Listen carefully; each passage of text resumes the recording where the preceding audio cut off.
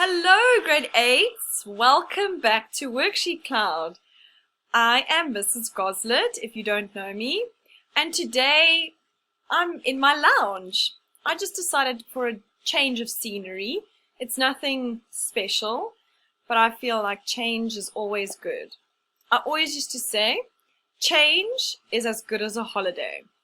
Sometimes we are such creatures of habit that we don't like change, but once you start to change, then it will be okay. It's good to be flexible sometimes.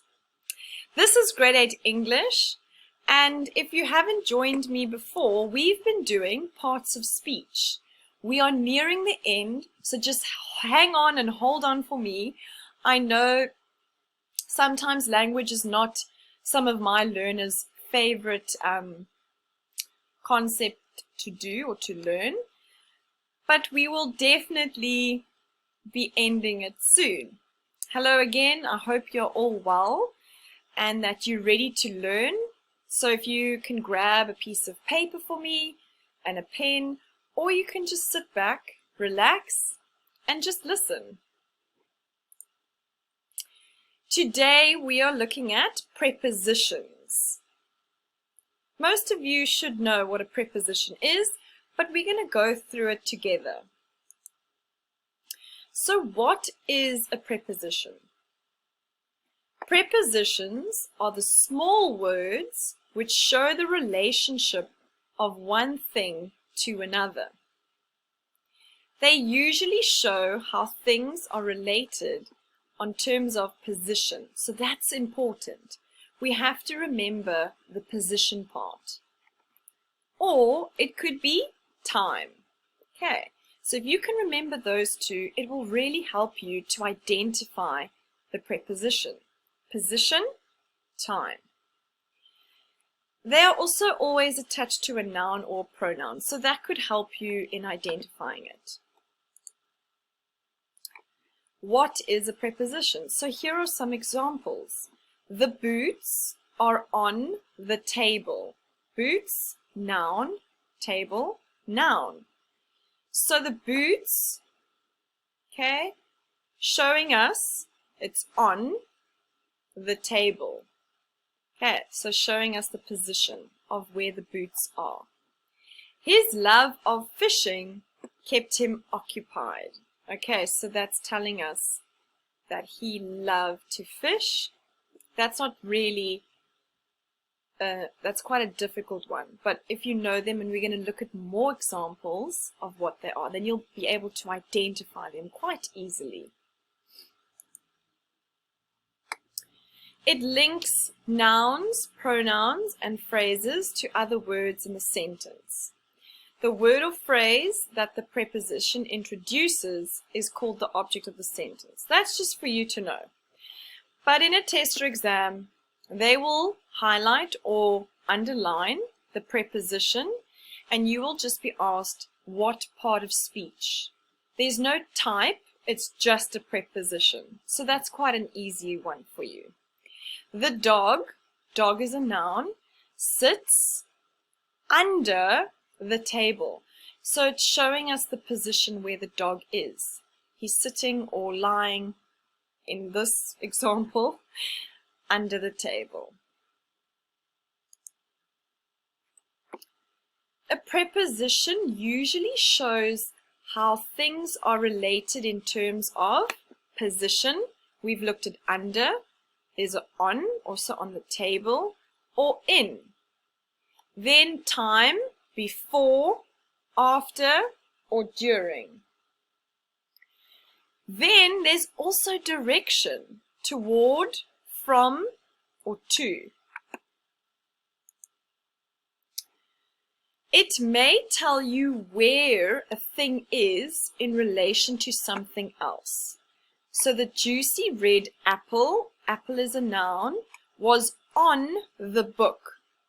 Book is a noun. So it's telling us the apple was sitting on top of the book. Should have given you a little visual, but not today. Then it also may tell you when something is happening in relation to another event. She refused to leave the house until the postman had left. So it's telling us she's only going to leave that house until something happens. And that's that postman must leave. Now this is quite an important extra that I'm going to tell you. I find that a lot of learners, it could be just from texting. When we text, we just say till, T-I-L-L. So when you're writing an essay, you're not allowed to use slang. So I find that a lot of my learners write till. But you must write the word until. And also note, because you've shortened it to till, you spell it T-I-L-L. Then when you try and write until, the double L comes back. But please note there's no double L in until. Okay, that's just an extra for you.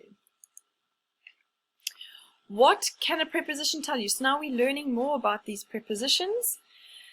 A preposition may tell you the position of something in relation to something else. Again, the gentle brown dog slept where? Beside the fluffy white rabbit. I feel like a dog would eat a rabbit, but this is a cute dog. Very well trained and well behaved. Okay, so beside is also a preposition. Your lamp can also be beside your bed. Okay. It may also tell you the direction. So we spoke a little bit about direction.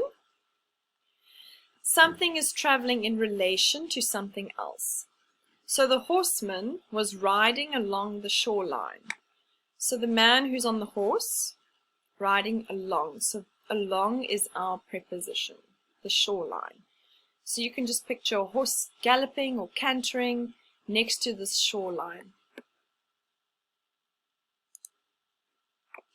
Okay, so here are some more prepositions that hopefully you've seen or you know. So before, behind, from. A lot of people end sentences on from or for or to or with. We're going to look at that just now. Beneath, across, below, down, throughout. There's the with. Past, among, near, above, during, under, outside, toward, upon. Please look how you spell upon. Over, after, and through.